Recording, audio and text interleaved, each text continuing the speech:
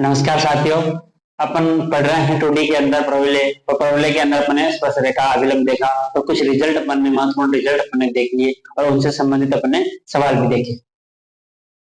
ये रिजल्ट आप देख रहे होंगे कि जब से आप यदि आपने पुराने एग्जाम के जो क्वेश्चन कहीं ना कहीं उठाए होंगे, प्रथम श्रेणी अध्यापक भर्ती परीक्षा और द्वितीय श्रेणी अध्यापक भर्ती परीक्षा के 2011 से लेकर जो अब तक 2024-22 तक जितने भी पेपर हुए आप नजर देख रहे होंगे, तो आपको यही रिजल्टों में से कहीं ना कहीं रिजल्ट से संबंधित या तो सवाल या फिर रिजल्ट अपन को मिल रहा होगा। अब देखते हैं अगले अपन जो रिजल्ट देख रहे हैं उसमें कंडीशन यह है, एक बार मैं बता दूं क्या रिजल्ट है कि कोई परवलय है अपन को, उसका एक कोई बिंदु है टी। प्राथमिक रूप में मैं परवलय के बारे में बात करना चाहूंगा। कोई बिंदु है टी, वहां से मैंने एक अभिलंब खींचा और वापस वो अभिलंब यदि मुझे कहीं न कहीं परवलय पर ही मिल जाए, यदि वापस वो अभिलंब कहीं न कहीं परवलय पर ही मिल जाए या फिर परवलय पर ही टच हो जाए या फिर परवलय को ही कहीं न कहीं काटता हो, तो उस बिंदु जो दूसरा बिंदु मुझे प्राप्त हुआ मैं उसको T2 नाम दूंगा। तो बिंदु T1 और T2 में क्या संबंध होगा? कब? जब बिंदु T1 पर क्या हो? अभिलंब हो और वापस बिंदु जो T1 से जाने वाला जो अभिलंब है वो वापस उसी परवलय को अपन को क्या करे? मिल जाए। तब उस कंडीशन में अपन उन दोनों बिंदुओं के मध्य संबंध क्या होगा देखते हैं क्या संबंध है और कैसे इस चीज को अपन आसान बनाते हैं। अपन पढ़ रहे हैं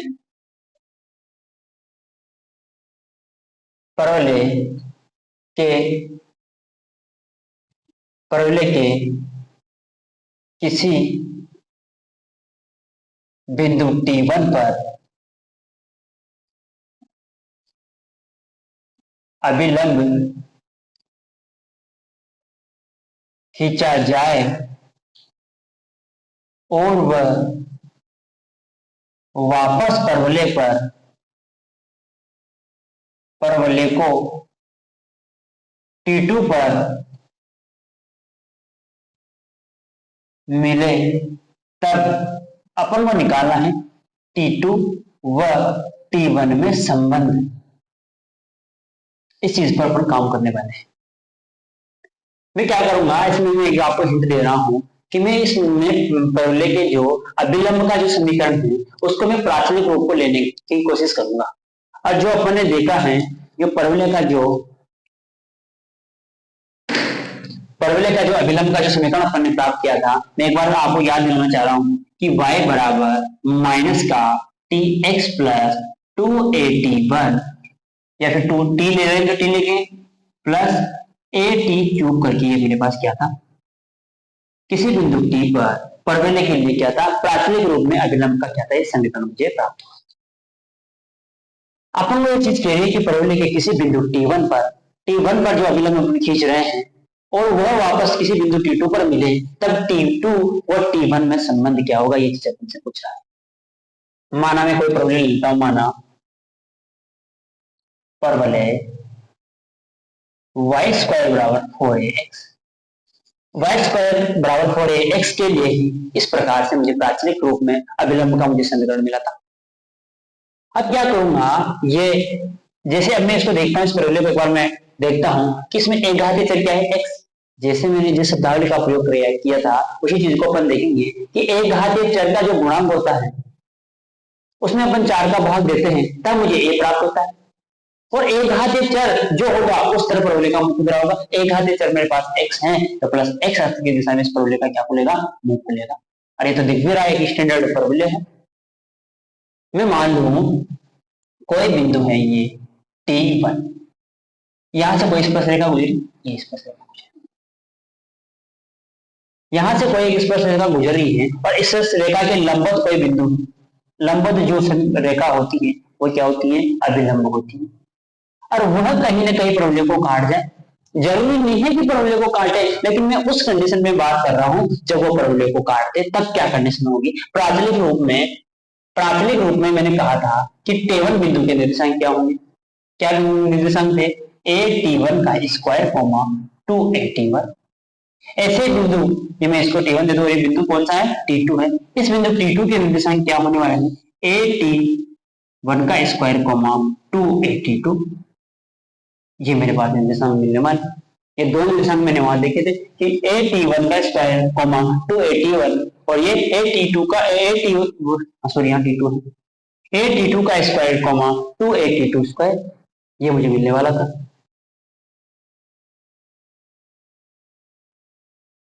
इस प्रकार से अब अपन देखेंगे कि जो ये बिंदु टी है ये इस परवलय पर ही है, कहीं ना कहीं इस परवलय पर ये बिंदु टी है और इसी से जाने वाला अभिलंब का समीकरण मुझे पता है प्राचलिक रूप में अभिलंब कौन सा, T1 T2 अभिलंब। मैं पी क्यू वाला नाम देता हूँ इन बिंदुओं को, पी और क्यू देता हूँ। चलो इसको वापिस एक और नाम देता हूँ पी और क्यू से। तो मैं कह रहा हूं प्राचलिक रूप में अभिलंब कौन सा, पी क्यू का समीकरण क्या होता है उसके बारे में अपन बात करेंगे। और मैं ये भी कह रहा हूं कि वह जो प्राथमिक रूप में अभिलंब का समीकरण है वो बिंदु T1 से भी गुजर रहा है, तो T1 को संतुष्ट करेगा समीकरण। जब T1 से गुजरता है या फिर गुजरे तो क्या कंडीशन होगी, मैं इसका मान इसमें पुट कर दूंगा, y की जगह क्या पुट करूंगा 2a T1, या फिर मैं यहां सीधा लिख दूं, इसमें इस बिंदु पे मैं समीकरण लिखता हूं सबसे पहले, सीधा अपना समीकरण लिखेंगे सबसे पहले, तो क्या लिखूंगा y बराबर माइनस का T1 x इस टाइप का होगा plus 2a T1 plus a T cube, इसको भी संतुष्ट करेगा और साथ ही जो बिंदु T2 मुझे मिल रहा है वो भी कहीं ना कहीं इसी अभिलंब पर है। आप क्या हो, ये मैंने लिखा कि समीकरण जब T1 पर है, T1 है तो मैंने ये T को क्या लिख दिया T1 लिख दिया। बिंदु T1 पर है, बिंदु जो P है उसको मैंने T1 माना है, जैसे मैं नॉर्मल P मानता हूँ। जो T1 बिंदु है तो उसके लिए जो इस अभिलंब का समीकरण होगा वो y बराबर माइनस का T1 x plus 2a plus a T1 cube प्राप्त होगा। अब मुझे ये पता चल गया कि इस अभिलंब का समीकरण ये है। अब मुझे इन दोनों में T1 और T2 के अंदर संबंध निकालने के लिए उसे मुझे इतना सा चारा दे रखा है कि ये जो अभिलंब है वो T2 से भी गुजरता है, ये अभिलंब T2 से भी गुजर रहा है। अतः अभिलंब T2 से गुजर रहा है तो इसके निर्देशांकों को ये अभिलंब संतुष्ट करेगा।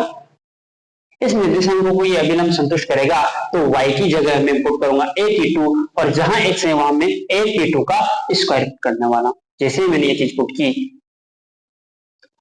2a T2 यहाँ पे माइनस का T1 और x की जगह क्या लिखूंगा a T2 का square plus 2a T1 plus a T1 का क्यूब, ये चीज मैंने लिख दी।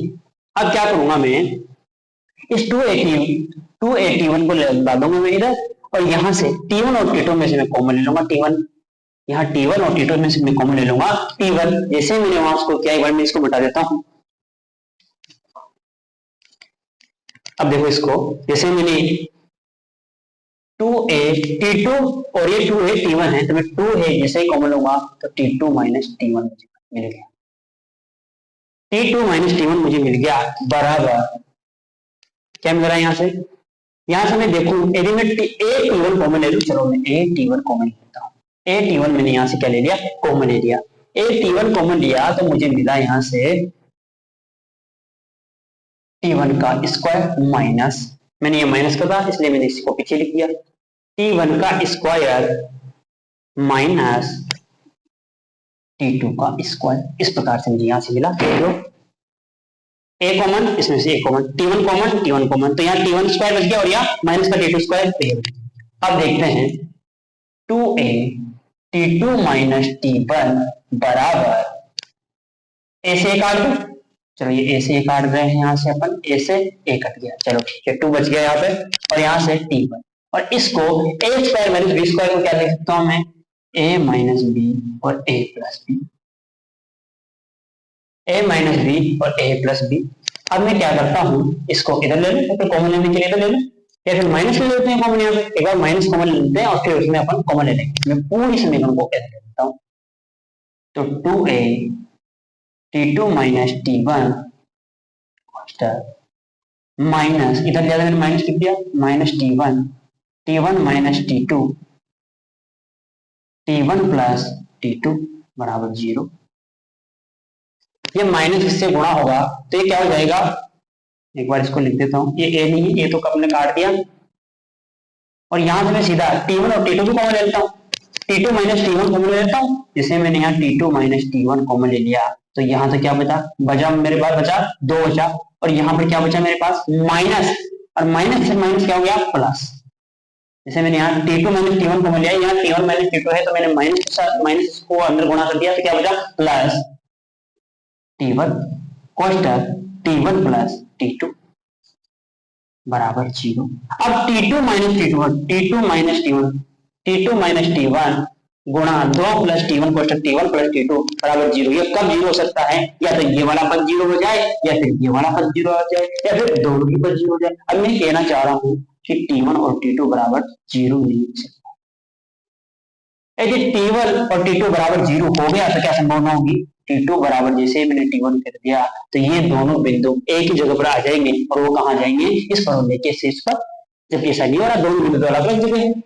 वो खुद कह रहा है कि कोई बिंदु t1 से कोई परवलय गुजरा है और वो अगले बिंदु t2 पर जब मिलता है तो उसमें अंदर संबंध देख रहे हैं यहाँ पर, और यहाँ तो ये दोनों एक ही बिंदु हो जाते, तो मतलब t1 माइनस t2 is not equal to क्या 0। यदि 0 हो जाता तो ये समीकरण क्या नहीं होती, संतुष्ट होता है, ऐसी कंडीशन भी नहीं होती, और तब अपन को परवलय का दूसरा शीर्ष मिलता ही नहीं। जब ये दूसरा शीर्ष नहीं मिलता तो t1 माइनस t2 बराबर नॉट इक्वल टू 0, तो क्या 0 होगा, दूसरा पद 0 होगा।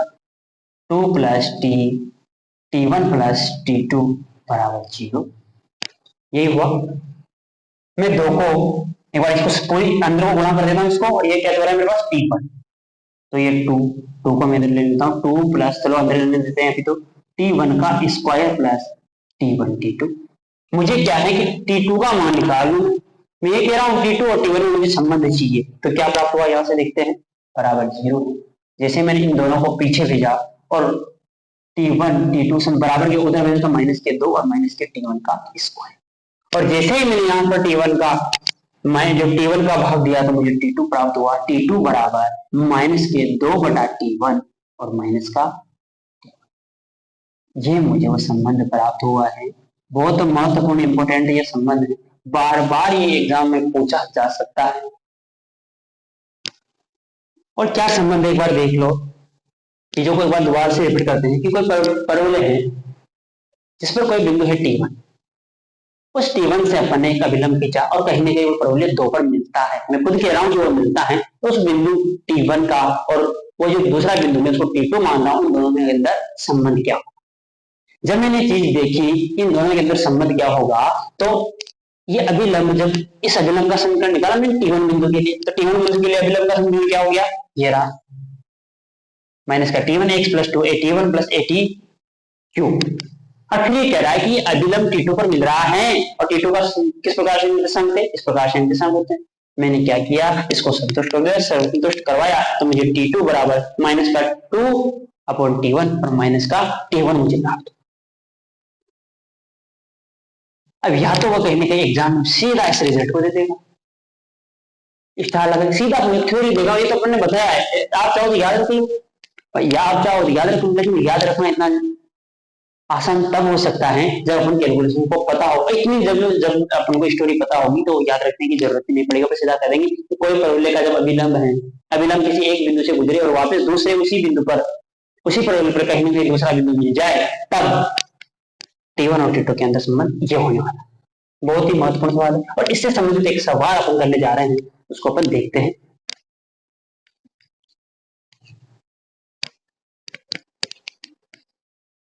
बताता हूं इसको,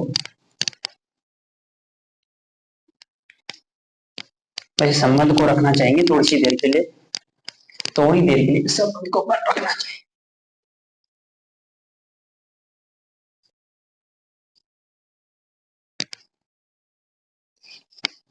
एक बार संबंध को मैं साइड में लिख दूं, t2 बराबर माइनस का 2 अपॉन t1 और माइनस का t1। क्या प्रश्न है, प्रश्न को देखते हैं कि परवलय वाई स्क्वायर बराबर 4x, परवलय वाई स्क्वायर बराबर 4x के बिंदु के बिंदु के बिंदु 2,4 लिख देता हूं उसको, 4,4 वाई स्क्वायर बराबर 4x के कोई बिंदु हैं 4,4 टाइप का से अभिलंब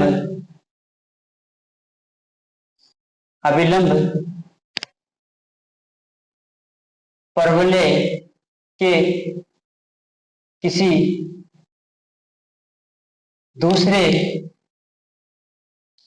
बिंदु पर मिलता है तो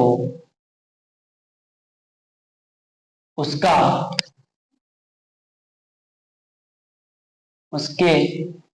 निर्देशांक क्या होगा, सीधा लिख लेते हैं। क्या होगा, ये कह रहा है परवलय घर का संतुष्ट कर रहा है। देखो यहाँ 4 रखा मैंने, 4 चौक 16 और यहाँ y का स्क्वायर मतलब 4 चौक 16, या फिर माइनस लिख देते, चलो तुम माइनस का ऑप्शन देते, एक बार माइनस लिख देते। अब हम देख रहे हैं कि ये कोई बिंदु है, इससे अभिलंब गुजरा, ये कह रहा है कि यहाँ पर कोई बिंदु अपन ले लेते हैं, यहाँ कोई बिंदु है, इससे एक अभिलंब गुजरा है और किसी दूसरे बिंदु पर वो मिल रहा है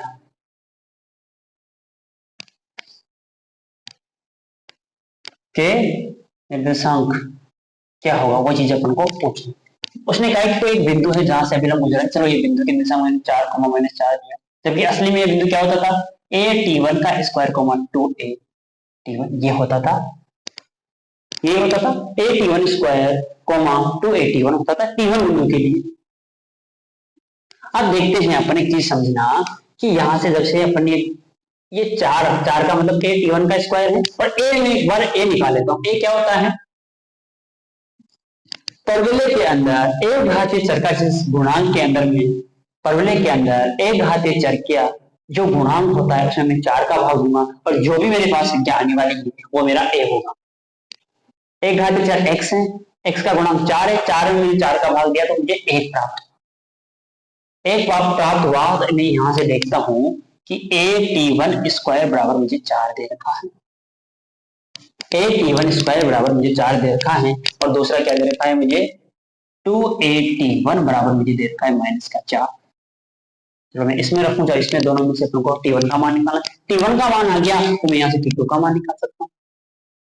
t1 का मान मुझे आ गया और t2 का मान मैं निकाल सकता हूँ, तो मैं आराम से उस दूसरे बिंदु के निर्देशांक निकाल सकता हूँ। देखिए a का मान रखा 1 है, t1 का मान मुझे चाहिए और -4 है, तो t1 का मान मुझे इस वाले y वाले निर्देशांक वाले से निकाल रहा हूं मैं, तो t1 का मान मुझे मिला -2, और t1 और t2 में यदि मुझे संबंध पता है तो मैं वो आराम से, जो ये बिंदु मेरे पास क्या था, a_t1 का स्क्वायर 2a_t1, तो मतलब यहाँ a_t1 तो ये था, तो ये कौन सा बिंदु, t2, और इसको मुझे निर्देशांक निकालने के लिए a मेरे पास है, सिर्फ t2 मेरे पास नहीं है, t2 मैं इस संबंध से निकाल सकता हूं।